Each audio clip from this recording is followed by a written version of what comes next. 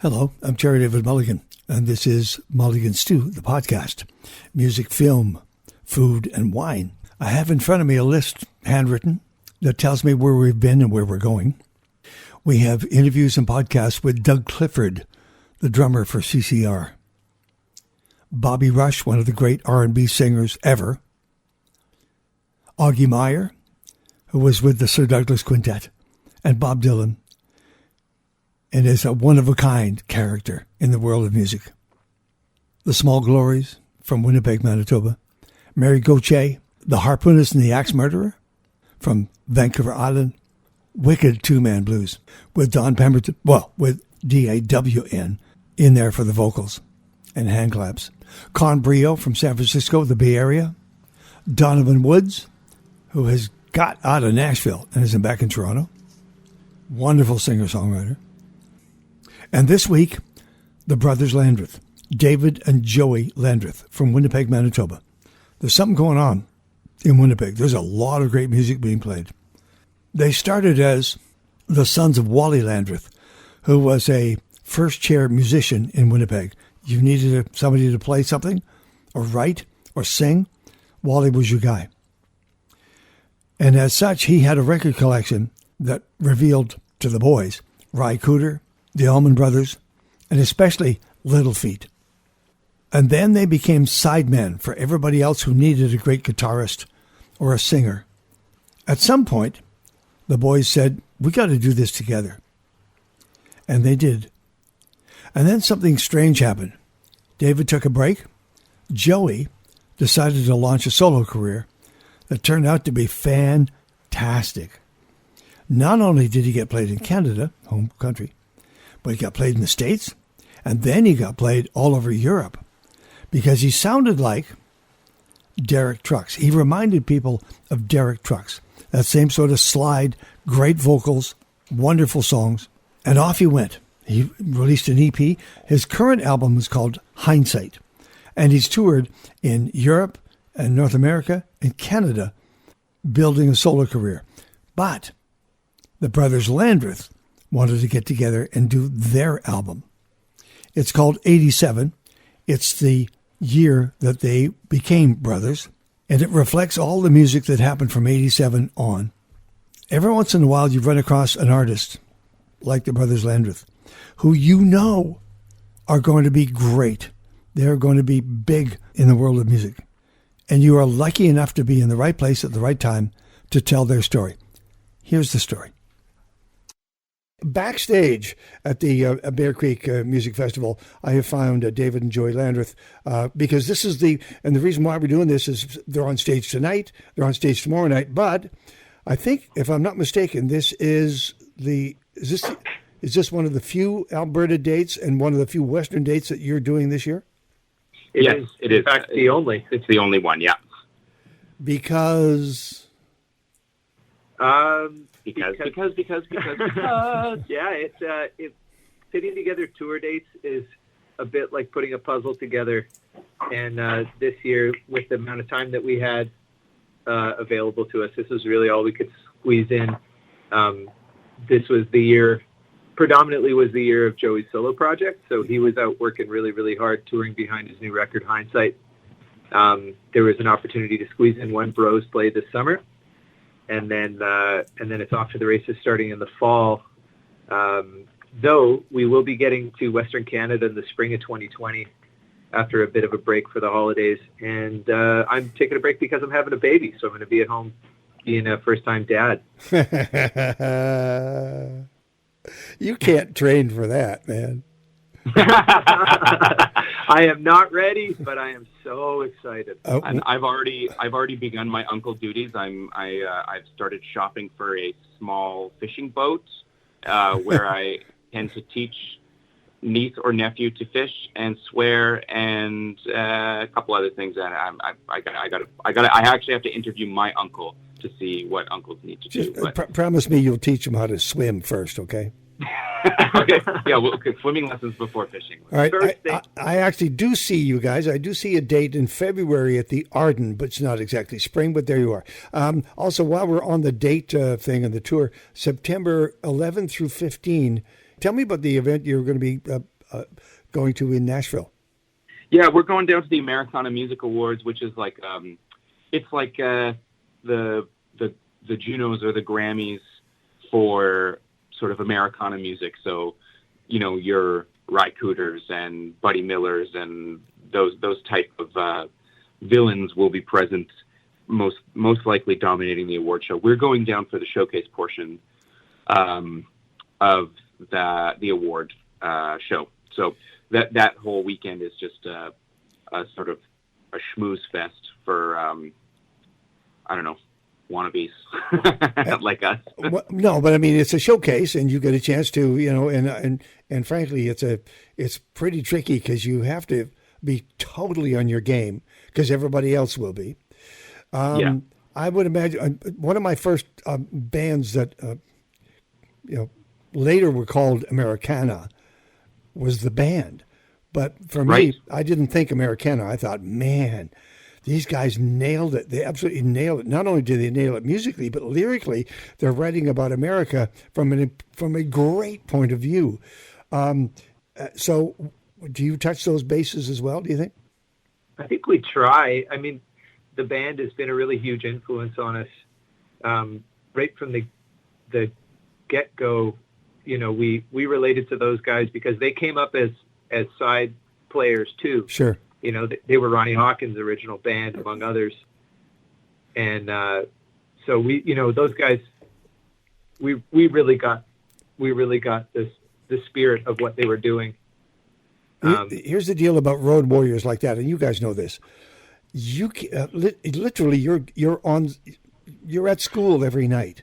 There's always something. There's always a moment in every gig, no matter what roadhouse you happen to be in, where you learn something if you're open to it, right? And so you can tell the bands that have played, like every one of those Aussie bands that came from Australia were so finely tuned because they had played hundreds and hundreds and hundreds of gigs before they ever got to America, and so did you.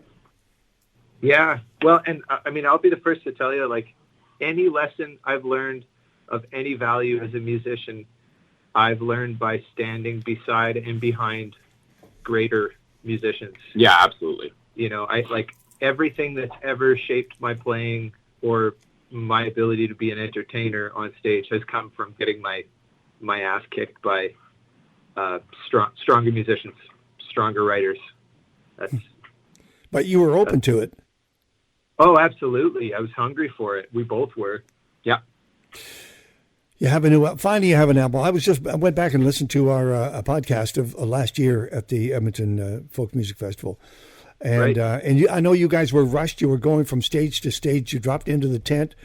You whipped off a couple of tunes, and off you went. But one of the tunes we're going to play today in its new form, "Got to Be You," and it had that loosey-goosey shuffle. And now that I hear it on 87, the new album, I swear to you, I had to look. I actually had to look. I couldn't believe that the song wasn't written by Lowell George. Oh, man, that's too kind. That's way too kind. Because there's something in it. Lowell George is our Elvis. Yeah. Yeah. Absolutely. Yeah, I mean, that tune just started off as a little guitar riff that I actually, it's really interesting. If you go, we can maybe use this as a listener challenge. When I first wrote that little riff, I used it in one of the videos that I demoed some vintage guitars at Carter Vintage, which is a Nashville guitar shop. Right. And I'd been playing that little song idea over and over, and I couldn't kind of get it out of my head. And I was over there demoing some guitars, making some videos, and I used it in there. And then a couple days later, I went and finished that song with a guy named Wyatt Durrett. And so it's kind of fun because, like, normally those songs don't really go anywhere for me. Like, I start something kind of bubbly and just go, maybe for a rainy day, and then never end up finishing it. But Wyatt and I had written another song, and we'd written it kind of quickly. And he said, "Hey, you got anything else?" And I said, "Well, I got this little thing, and I got a couple of lyric ideas." And we finished it, and then Dave and I brought it to Dave, and we made a few edits, and what you get is what you got, and definitely tried to channel that sort of. I've heard you use that phrase before, Joey, that you hand off to David and then David does his thing. David, what is that thing? What do you do?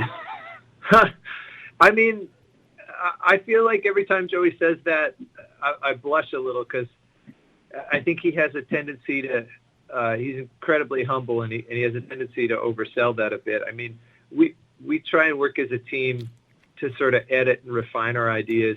And actually, our old man's sitting here about 6 feet away, hanging out. And one of the things that he taught us early on was that less is more. And I think one of the things that we do once we have an idea that starts to take shape is we really start to whittle it down, and we start to cut the wheat from the chaff. Yeah. And that's something that we do really well together. Part of why we do that well together is because we're brothers and because we're not afraid of pushing each other's buttons. So there's, we've developed some pretty thick skin creatively. Joey's not afraid to tell me that I'm being too wordy and that I sound pretentious or arrogant. and I'm not afraid to tell him that he sounds like he can't, read or something. Yeah. And if we're talking literally, when I say that, I pass everything through Dave, he'll definitely, if I bring him a finished song, he may make a few suggestions, content-wise or melody-wise, but most often it's like, that's not grammatically correct. This doesn't make any sense. You didn't dot that I, you didn't cross that T. Come on. Oh, you know what? And another thing that we actually spend a lot of time doing is that we'll narrow down, we really like to tell stories. And most of our songs, where some writers will be really obtuse and you're kind of struggling for meaning, or it's really implied, or it becomes really full of imagery and poetry, and you're just sort of left with a feeling. With rare exception, almost all of our songs have a story. They have a narrative. We have something that we're exploring or telling. And I think when we get a song on the operating table, we kind of sit together and we go, okay, well, what were you trying to say with this? What was your intent? Yeah. What were you thinking about and going through? And then together we often sort of hone in on that stuff. Is that really a story you want to tell? Is that your story to tell? Is that somebody else's story? And I think that's actually something that we spend quite a bit of time doing. Okay. All right.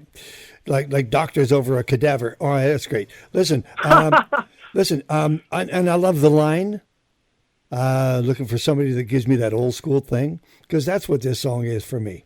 This takes me back. Although it's as fresh as when you wrote it. I'm going to play this now. Got to Be You, the first single from 87, and we'll talk about 87 in just a second.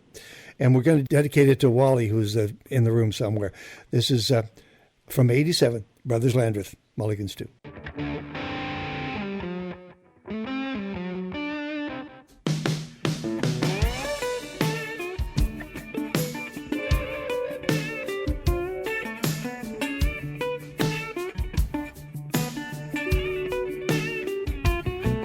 Got a hand in my pocket, and she walks with a swing.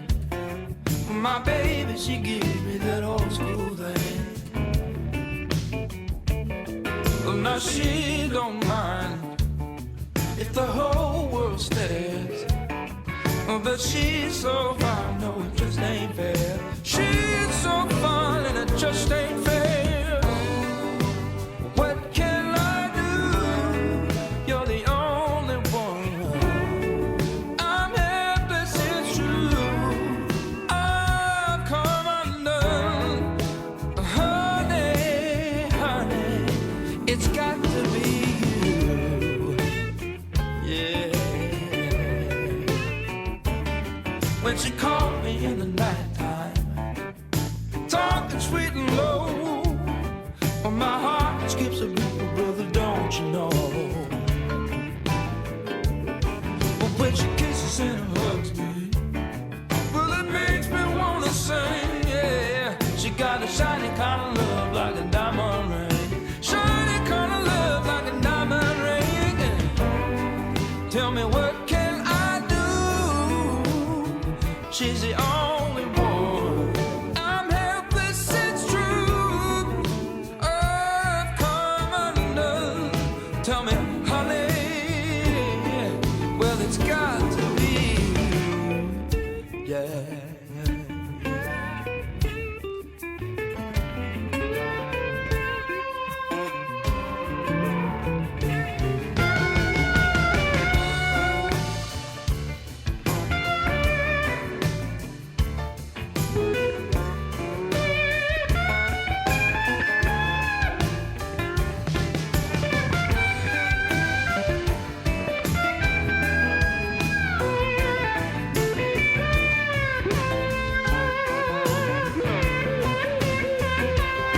She got her hand in my pocket, and she walked with a swing. My baby, she gives me that old school thing, yeah. When she kisses and she hugs me, well, love it makes me wanna sing. She got the shiny kind of love like a diamond ring. Shiny kind of love like a diamond ring. Tell me what can I do? She's the only one. I'm happy, it's true. Oh, come undone, honey. It's got to be you.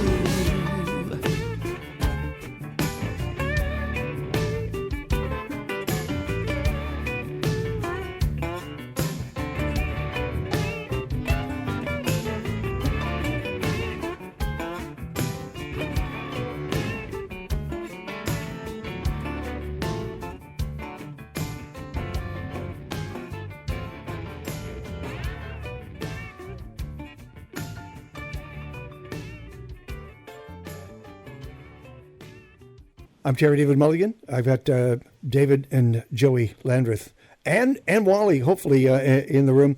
And we are talking about their brand new Brothers Landreth album called 87, which it refers, guys, to the year 87 when you became brothers. So who was the official archivist for the year 1987? Who can remember 1987? Either one of you? Oh God, no! I was born in June. But you grew up with the music, sort of. I mean, yeah. Whitney, Prince. Come on. Oh, so much Prince. What else was in there? Whitesnake. John Hyatt, Bring the Family. Lyle Lovett. Pontiac was recorded in 1987. Los Lobos. Los Lobos. Big time. Little Village came out in 1991. Nice. That's a few years vintage. U2. U2, yeah. Not so much in the stereo. With or without you. Madonna really came on strong. Yeah. Suzanne Vega. Oh, yeah. Yeah. And you know what came out the next year was Let It Roll from Little Feat. 88. No kidding. Yeah. Huh. Yeah. We just thought we'd do that. So 87. Good. That's a good handle for this partnership, the two of you together. And I'm glad that it got done. Joey, you got to do your run. Ariel got to do what he wanted to do with his album. And there is a I'm making too much of this. There is a song on the album called Master Plan. And so it begs the question, was there a master plan, or did you make up this whole run you've been on as it went along? We've always kind of followed the muse and followed the inspiration. And when Dave and I decided that we were going to do what we felt was responsible and take some time off of the road, we didn't have a clear plan if that was a permanent break or a temporary break, but we just knew that it needed to happen at that moment. And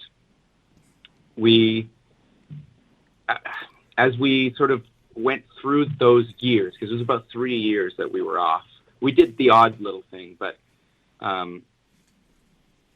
we would start to write songs together, and we would start to talk about maybe doing some more shows.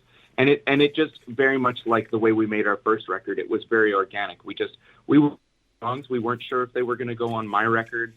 We weren't sure if we were going to try and pitch them to other people. We were just writing songs for the sake of writing songs and for the sake of spending time together, which is why we started writing songs in the first place. And once we had enough songs to make up a record, much like the first record, Dave said, well, we've got enough material for another record. What do you say? And it was kind of then in that moment, it was like, okay, we're going to make a record. We're going to fire up the machine again. Let's do it. Okay. So there was never a big plan necessarily. All right. But here's the deal. And I know that the media can be accused of doing this, and I have caught myself doing it as well, where we try to pigeonhole what it is that you do. And you won Country Folk Group for Let It Lie, for Roots and Traditional. You won the Folk Music Award for Best New Emerging Artist. You've been called, and rightly so, Americana. But in fact, did you actually say to yourselves, this is what we're going to do? They can call it what they want? Absolutely. Yeah, 100%. I remember a great piece of advice I picked up early on from one of the many mentors that I've had the fortune of, being tutored by, I suppose. But one of the things that he said was, don't worry about it. Don't worry about the genre. Your fans will tell you what it is, and you don't have to sweat that kind of thing. And they'll find you.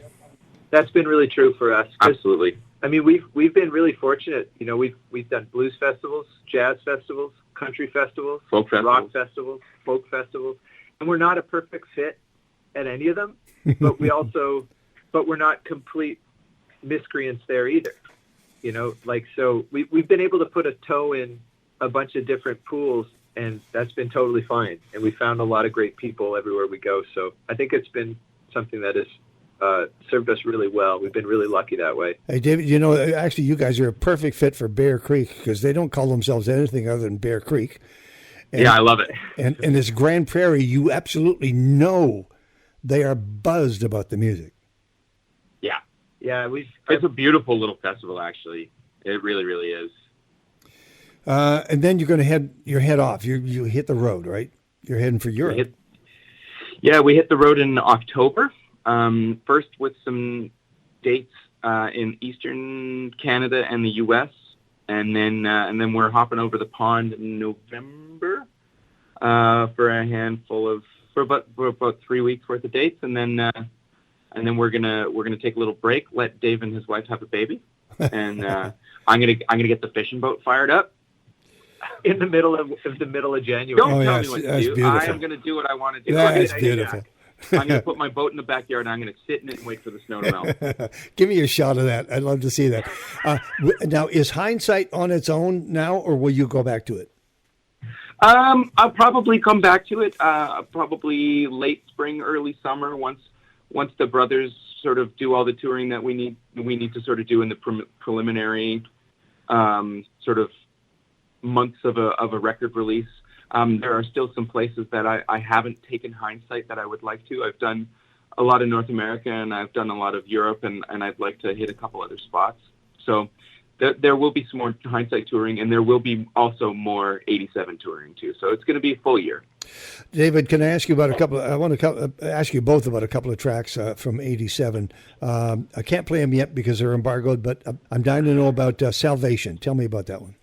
Salvation Bound that's a song that my brother Dave brought to the table. It was almost completely done. That one and Master Plan were both songs that Dave brought to the table. Oh, and actually Better Now, while we're talking about it. Those three songs were songs that Dave brought to the table almost completely finished, and I just added a couple of little things that I thought might help push it along. But yeah, Salvation Bound is a song about somebody who's just trying to figure out how to get out of a mess.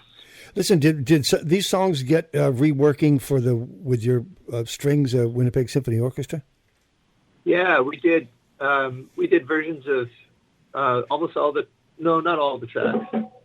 About half of the tracks on the album got the orchestral treatment for that show, and that one actually probably was amongst my favorites because we do that. We usually do that track by stepping out on the front of the stage and just doing it with guitar and voices. Nice. And were those songs recorded with the symphony? No, you can't record the symphony without spending just a tremendous amount of cash. But you do have the charts. We have the charts, and we are definitely anxious to tour that show. Would love to bring that to a city near you. The brothers Landreth on the phone before heading out on stage at Bear Creek in Grand Prairie tonight and tomorrow night. Better Now, David, just a quick rundown on that track. That song, that song's really special to me. I was going through a really tough time at home being off the road and really struggling to find my place without my brother, without music in my life.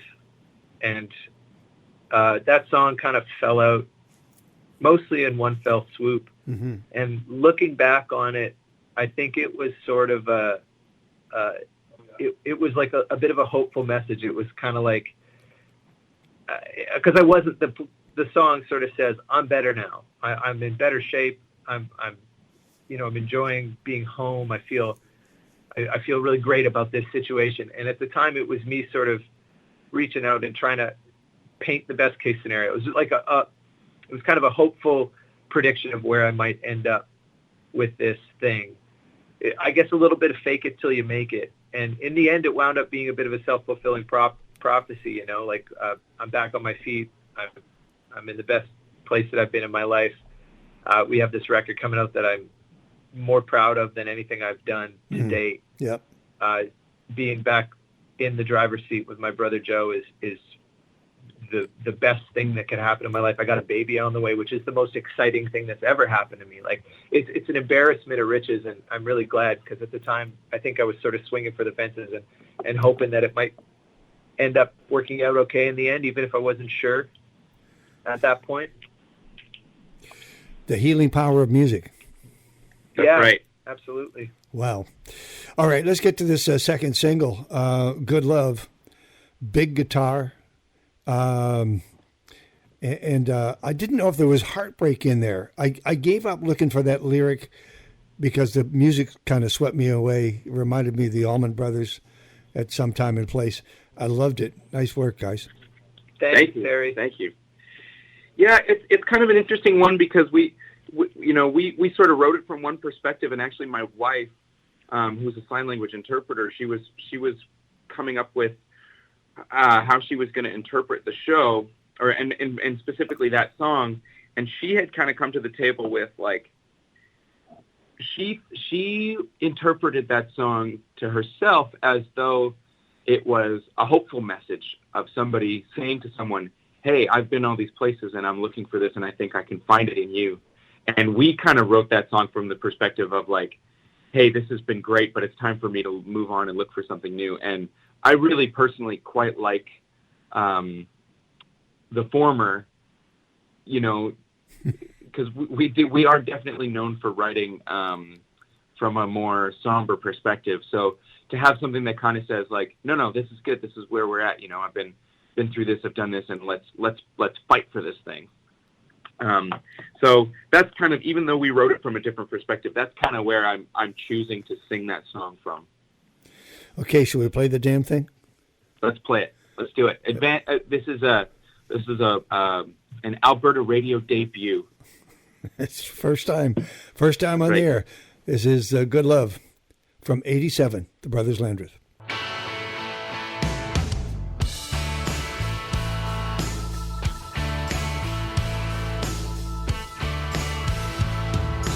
Come walk with me. Would you sing that old song in your broken little voice like before? We've been up nights way past starlight, pacing holes right through the floorboards. Want something more? I'm looking for good love. Are you looking for good love? I'm looking for good love, real good love. Bravest of faces, honey, just won't change this. Gotta let the guard down. What does it feel like when no one is watching? Ain't nobody else around. When silence is the only sound. I'm looking for good love. Aren't you looking for good love? I'm looking for good love, real good love.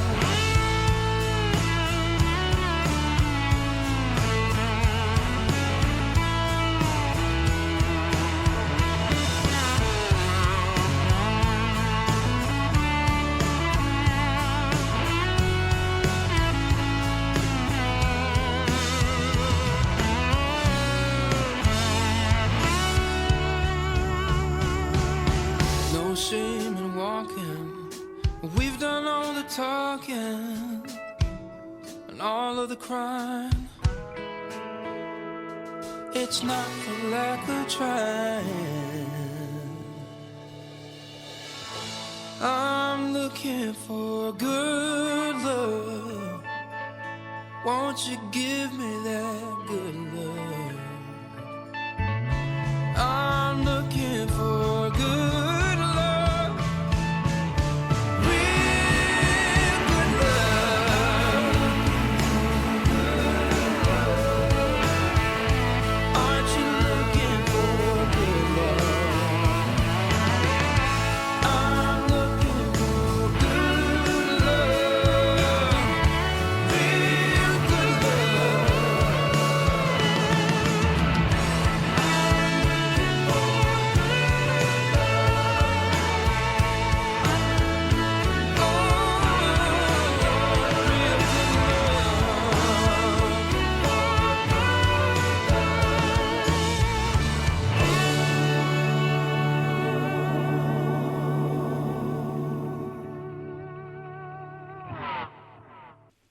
All right, listen, I have to let these guys go. David and Joey are getting ready. They have to go through the a pre-show ritual of popcorn, groin stretches.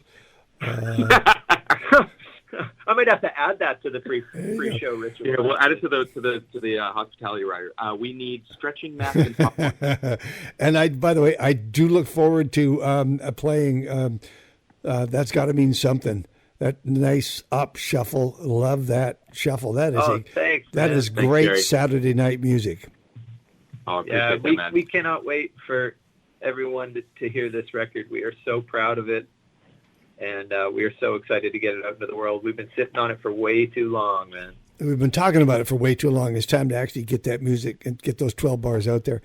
Have yourself a great time tonight and tomorrow night at Bear Creek. And take care of yourself on the road. It's nice to say you're going on the road. Looking forward to, I'd love to see the show live. So just keep it together until you get somewhere near me, will you? Yeah, we'll do. We look very forward to seeing you. David and Joey Landreth, the brothers Landreth, who are releasing shortly their brand new album called 87. If you get a chance to see them live, especially at Bear Creek, do it. You're gonna thank yourself all the way home. My thanks to the brothers Landreth, David and Joey, for their talents, and to their father, Wally, nurturing them along the way. And thank you, Winnipeg, for the music. I'm serious about the whole concept of being in the right place at the right time. The brothers Landreth, a year from now, 2 years from now, 5 years from now, will be large. Now, Joey and his solo career might be even bigger, but between the two of them, it's going to be a great ride. I was just checking my list again of future interviews. Doug Clifford from CCR, the drummer. R&B legend Bobby Rush. Augie Myers, the original Sir Douglas Quintet, played with Bob Dylan, still does. The Small Glories from Winnipeg. Mary Gauthier, the harpoonist and the axe murderer. Con Brio, Donovan Woods. Now, if you don't know who I'm talking about, stick around, please. It's Mulligan Stew, the podcast, music, film, food, and wine. All the details can be found at mulliganstew.ca.